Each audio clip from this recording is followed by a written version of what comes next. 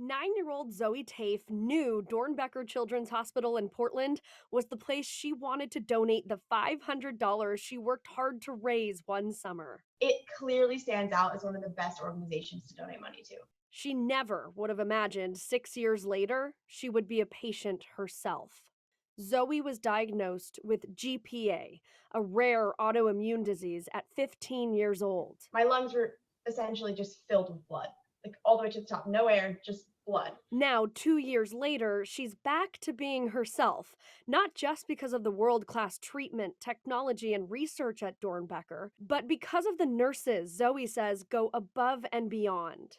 I had a nurse paint my nails and braid my hair every day. And the man she calls her hero, Dr. Brainerd, you're awesome. Dr. Dana Brainer, who even dressed up as Chewbacca on Halloween. He's funny. He makes you laugh when you're in the hospital. Like whenever he's in the room, it's like he walks in and you smile because you're just like, I'm excited to have Dr. Brainerd here. How does that make you feel, Dr. Brainer, to hear her say that? Well, first, I want to be very clear that the nurses have never braided my hair.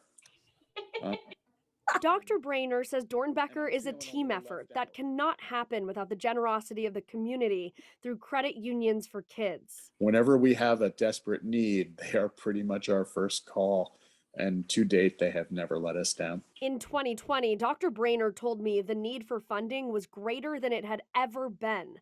Now, more than a year and a half into the pandemic, he says that need has grown with severe staffing shortages and the Delta variant affecting kids more than the original strain. We are now commonly seeing kids sick with this virus, and we expect in the next 4 to 6 weeks to see a wave of children sick with the follow-on disease, multi-inflammatory syndrome. But Dr. Brainer is confident that with the support of credit unions for kids, they'll not only be able to continue that life-saving treatment, but also those life-changing relationships. You know, I went into medicine for Zoe, and and the reason here is when you look at Zoe, what you see is this amazing amount of potential, this tiny ball of brilliance and excitement and potential. And Zoe will change the world. And she plans to.